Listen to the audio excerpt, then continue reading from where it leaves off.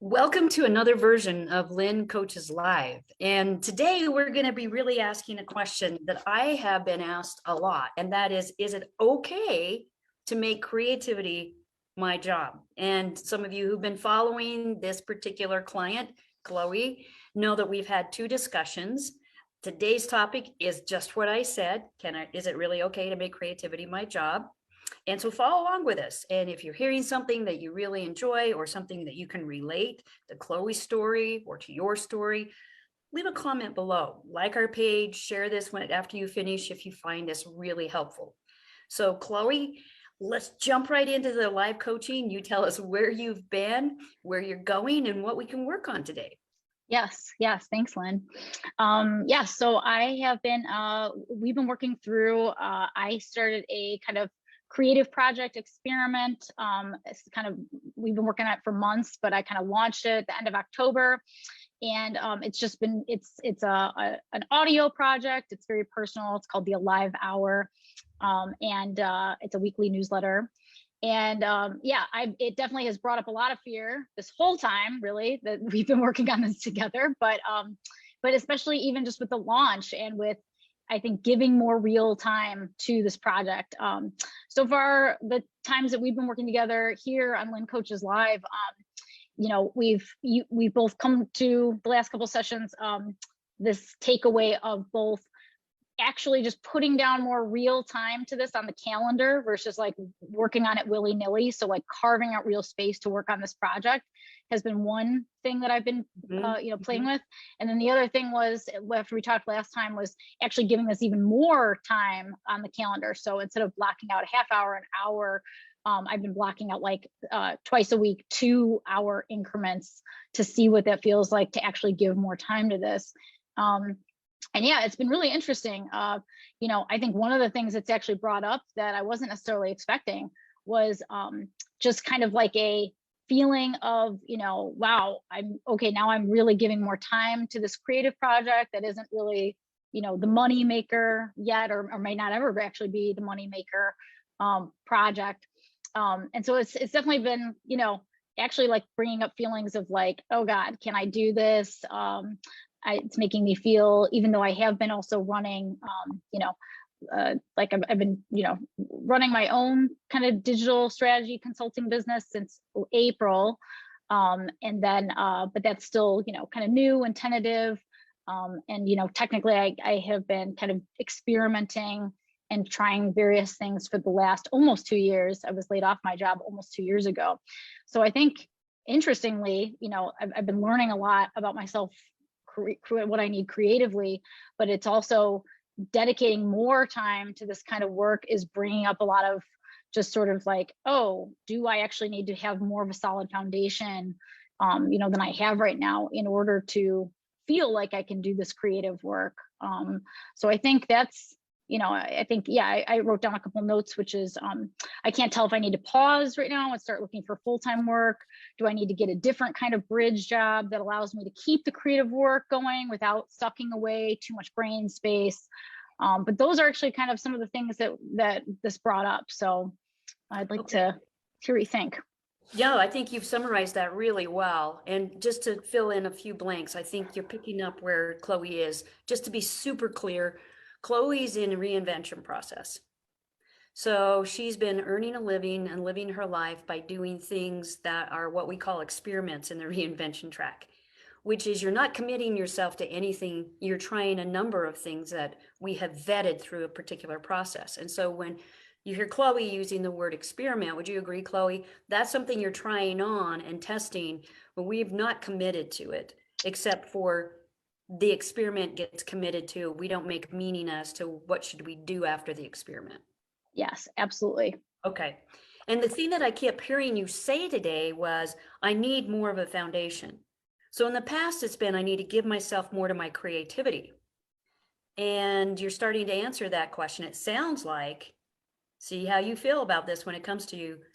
Yes, creativity can be my job. It's just not all of my job right now. Is that true? Yeah. Yes. I think that really resonates. Yeah. Okay. Give us just quickly, how come that resonates? Well, because I think it's definitely been feeling hard to, it's like, I was reading I was going through an old journal the other day and was reading some of the things even from a year ago before starting a company, before starting this creative project. Um, I was reading some of the like intentions I have for myself, how I want my life to be, what are the things that are important to me, like really foundationally, kind of that like core values work, that you and I did really. And and it was kind of hard to both see like, oh my God, I feel so on track. Like I feel like so many of these boxes could be ticked right now. I feel like I'm really moving my life to be in alignment with these goals I set for myself, or like this reflection of who I am. And so I think it's hard to see both this feeling of being very on track and yet like still think, okay, but how do I, there's still something missing, which is like this real need for some kind of base in order to keep doing that good work. And so I don't want to lose the good work, and I don't want to, I don't want to jump to some binary of like, oh, now I must take a soul crushing job. So, and goodbye, foundational work on myself. That's not what I want. And so I think it's like, okay, where's the gray space, and what are some of the next things I could be doing to maintain that work and find the stability, Okay, so you want to keep going on the experiments. The life that you have right now is actually more like the aspirational life that you were writing about when we were working together earlier in reinvention. However, you keep using words like, but I need to have a foundation. I need my base. Where's my base? And it's as if I'm hearing you say, how do I earn a living now and feel secure in that so I can have my side hustle of my creative ventures that are experiments? Is that what you're saying? Yes. Okay. With the piece of not taking on a soul crushing job. That okay. then makes me lose all that progress of finding myself. So you have a business right now, and it sounds like you're not earning enough with it. Yes. If you were earning enough at it, does your life, let's say you have one more client or two more clients or whatever it is, but you have that parameter that says it can't be soul crushing. It's got to be like of the ilk of my business right now that I'm running, meaning Chloe Strategies, right? So would it be just getting one or two more clients and making more money, or is it something beyond that? Well, it's a good question. It might be that. It might just be not making a ton more than I'm even making now, but having like better access to better healthcare, or just more regularity, or more kind of confirmed regularity that I don't have to worry about, or I don't have to worry about reinventing the wheel, all the time, or something like that. And that's kind of why I keep thinking, I don't know what a full-time job could look like. I don't think I want it to be a full-time job where it's taking a ton of that kind of top level energy, that I feel like some of that needs to be left over for the creative stuff. And so, yeah, I'm wondering, is there some better balance of like, okay, great, there's some expectation, but it doesn't have to be reinventing the wheel, and I can meet it, and I can also have enough left over for the stuff that I want to be working on for myself. What's reinventing the wheel? What does that mean?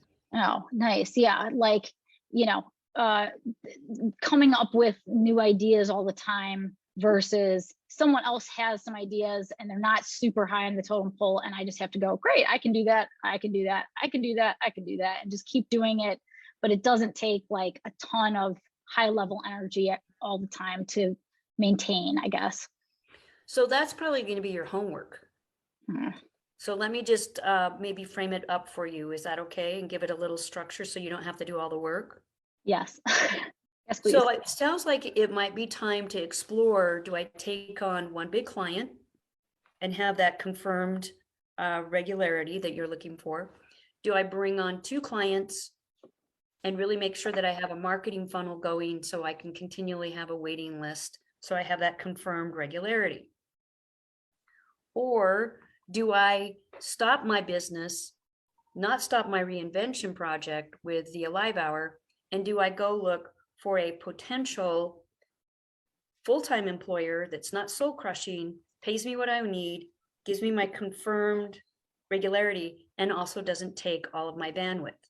Those jobs do exist. I have clients using those kind of jobs where they can actually do the job and it's almost like 3/4 full time as far as how they experience, the employer experiences as full time. So the cash flow's coming in, the confirmed regularity you're looking for around things like insurance and those other dynamics are there. So that's going to really be some homework for you, because I don't think we can answer it today, just like we can't answer a lot of things in our heads talking about it. We can clarify, but it sounds like you need to do some experimenting and some action. That's how we really find out and vet an idea, is we act on it, just like your experiment. So the challenge is, by the time we meet again, do your homework, do your snooping, and sort of figure out, well, what would be confirmed regularity for me? What, you don't even have to know where we're going to find it. Just clarify, what does that mean for you? What scenarios would work for you? How does that sound as an assignment? Sounds great. That sounds like just what I need. Okay, how come? Because it's that kind of like actionable grounding work. And I know that you and I have talked about this before, where for me, like taking the actions, like doing the work, writing the thing down, sending the newsletter, all of that then is information that reflects back at me. And then that helps to inform the next step. Okay, got it. So for those of you who've been listening in, you can see where Chloe's going. We're still in process. She'll be back for another Lynn Coaches Live episode, because we'll keep going until we feel like we're at a good sabbatical leave spot. Those of you who've been listening, we'd love to hear your questions or your comments if something touched you. Like our page, share this, like this particular post, leave your comments so we can interface with you real time. Thanks for joining us today.